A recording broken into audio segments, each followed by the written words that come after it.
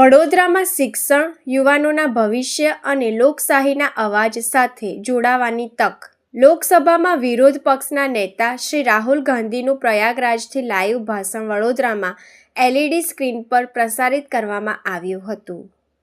આ સમય દરમિયાન વડોદરાના લોકોએ શિક્ષણ, યુવાનોના ભવિષ્ય અને લોકશાહી સંબંધિત મુદ્દાઓ પર રાહુલ ગાંધીનું ભાષણ લાઈવ જોયું અને સાંભળ્યું.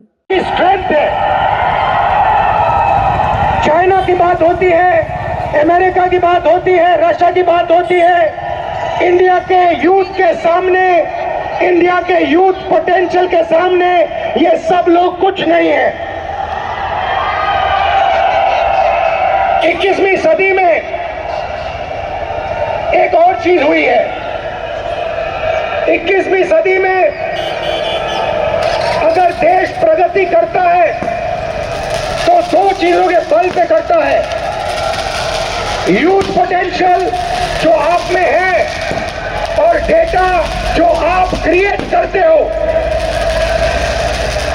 हिंदुस्तान के पास यूथ है और सबसे ज्यादा दुनिया में सबसे ज्यादा डेटा हिंदुस्तान में है।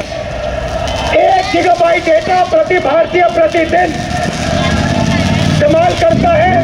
ભારત દેશમાં જે રીતે વિદ્યાર્થીઓ, યુવાનો એટલે કે જે જેન્ઝી છે એ જે આંદોલન લઈને નીકળ્યા અને આંદોલનમાં આપણે જોયું કે જંતર મંતર પર દિલ્હી ખાતે જે વિદ્યાર્થીઓને, યુવાનોને અમાનુષી અત્યાચાર, પોલીસ દ્વારા લાઠીચાર્જમાં કેટલાક લોકોનું મૃત્યુ થયું, કેટલાક ઘાયલ થયા અને એ લોકોના હક માટે આ દેશના લોકસભાના વિરોધ પક્ષના નેતા રાહુલજી ગાંધી આવ્યા અને એમને આખા દેશમાં એક આંદોલન જે ચાલુ કર્યું છે જેન્ઝીના સપોર્ટમાં, આ બહેરી મૂંગી સરકારના વિરોધમાં.